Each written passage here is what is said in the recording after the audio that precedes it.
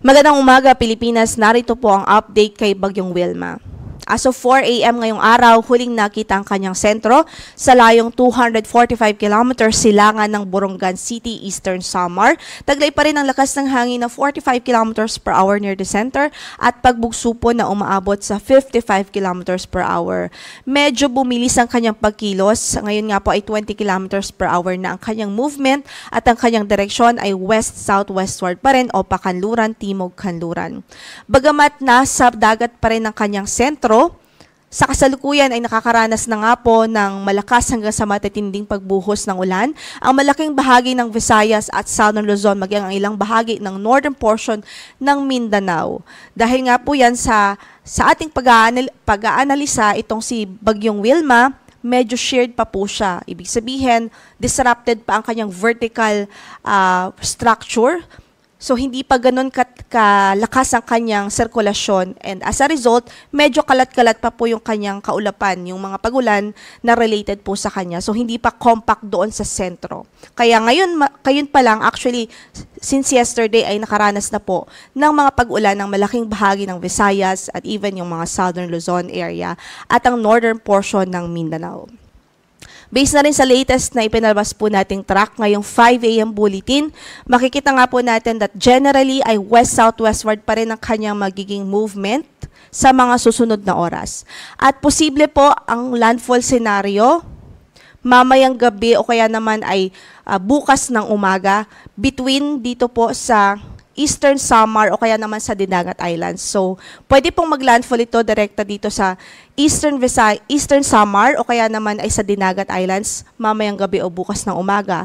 O kaya naman kung hindi man po direktang lumapat ang sentro nito sa mga landmass ng mga probinsyang nabanggit natin, pwede pong dumaan lang ito sa dagat sa pagitan nitong dalawang probinsya at mag-pass close o lumapit lang ito sa Eastern Samar at Dinagat Islands at instead ay magkaroon ng initial landfall dito po sa landmass ng Leyte provinces. But either way, ano man sa scenario na yan na nabanggit natin, ang mangyari ay parehong paghahanda po ang ating ina-advise o nare-rekomenda dahil parehong epekto pa rin naman ang mararanasan sa malaking bahagi ng Eastern Visayas at northeastern portion ng Caraga region habang papalapit ito kung si Bagyong Wilma at habang magkaroon siya ng first entry or entry sa ating landmass.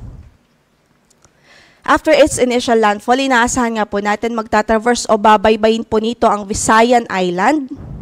Medyo may kabagalan lamang po ang kanyang pagkilos, kaya isa po yan sa nakikita nating problema at sa senaryo na yan dahil ibig sabihin malaki ang tsansang mabababad nga po sa mga pagulan ng malaking bahagi ng Visayas at Southern Luzon sa mga susunod na araw pa.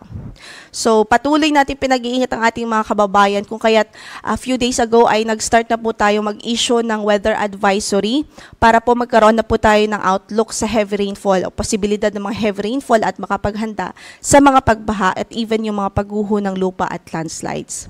So kung makikita nga po natin, by Sunday afternoon ay lalabas po ito sa Visayan Island at magtatraverse pa sa northern portion ng Palawan bago po ito lumabas ng ating area of responsibility. Sa kasalukuyan, nakataas pa rin ang signal number 1 sa southern portion ng mainland Masbate, northern Samar, eastern Samar, Samar, Biliran, Leyte, southern Leyte, northern at central portion ng Cebu kasama ng Bantayan at Camotes Islands, sa Bohol, eastern portion ng Negros Occidental. Signal number 1 din ho sa northern portion ng Negros Oriental, eastern portion ng Iloilo, eastern portion ng Capiz, Surigao del Norte, kasama na dyan ng Siargao at Bukas Grande Islands, at maging ang Dinagat Islands. Sa northern portion ng Surigao del Sur, northern portion ng Agusan del Norte, at maging sa Camiguin. So kung hindi po magbago ang kanyang magiging scenario, most likely ay signal number 1 po ang pinakamataas na itataas nating tropical cyclone wind signal upon its throughout its passage sa ating landmass. So ito po yung mga lugar kung saan wala pong signal pero pwede pa rin makaranas ng mga pamisa-misang pagbugso ng hangin dahil naman sa epekto ng amihan o northeast monsoon. Sa araw na ito ay pwede pa rin ng mga pamisa-misang pagbugso dito sa natitirang bahagi pa ng Luzon at maging sa Kabisayaan. Then tomorrow, most of Luzon areas pa rin, Visayas at Zamboanga Peninsula. And by Sunday, most of Luzon, Visayas, Zamboanga Peninsula at maging sa Misamis Occidental. Ito na nga po yung nabanggit natin kaninang weather advisory. So, sa araw na ito ay possible ang 100 to 200 millimeters of rainfall. So, malakas yan hanggang sa matitinding pagbuhos ng ulan. Dito po sa Catanduanes, Albay, Sorsogon, Masbate, Northern Samar, Eastern Samar, Biliran, Leyte at Southern Leyte. Parehong epekto po yan, epekto ng shear line dito po sa Bicol region at epekto naman ni Tropical Depression Wilma dito sa Eastern Visayas. So sa mga nabanggit nating lugar, numerous flooding is possible, especially sa mga low-lying areas at sa mga lugar na kung saan ay malalapit po sa ilog dahil kumbaga mas mataas po yung tsansa ng mga pagbaha doon. Samantala, 50 to 100 millimeters of rainfall naman dito sa Camarines Sur, Capiz, Iloilo, Guimaras, Negros Occidental, Negros Oriental, Cebu, Bohol, Siquijor, Camiguin, Agusan del Norte, Surigao del Norte, Dinagat Islands, Misamis Oriental, Misamis Occidental at maging sa Lanao del Norte. So ibig sabihin, posible din ng mga localized flooding dyan, especially sa mga low-lying areas. Kaya patuloy natin pinag-iingat ang ating mga kababayan, maging vigilant po tayo, maging alerto sa mga posibilidad ho ng flash floods at even yung mga landslides o yung pagguho ng lupa sa mga mountainous areas o bulubunduking lugar. By tomorrow, possible pa rin ang 100 to 200 millimeters of rainfall. At actually, dumami pa yung lugar kung saan ay inaasahan nating malalakas hanggang sa matitindi ang pagbuhos ng ulan. Dahil nga po, mas malapit na po dyan si Bagyong Wilma. So dito po sa Catanduanes, Camarines Sur, Albay, Sorsogon, Northern Samar, Masbate, Biliran, Leyte, Cebu, Negros Occidental, dito sa Iloilo, Capiz, Aklan at maging sa Romblon. Inaasahan nga natin ng 100 to 200 millimeters of rainfall for tomorrow. And for 50 to 100 millimeters of rainfall naman sa Eastern Samar, sa Dinagat Islands, Surigao del Norte, Southern Leyte, Bohol, Negros Oriental, Antique, Oriental Mindoro, Marinduque, Quezon, maging sa Camarines Norte.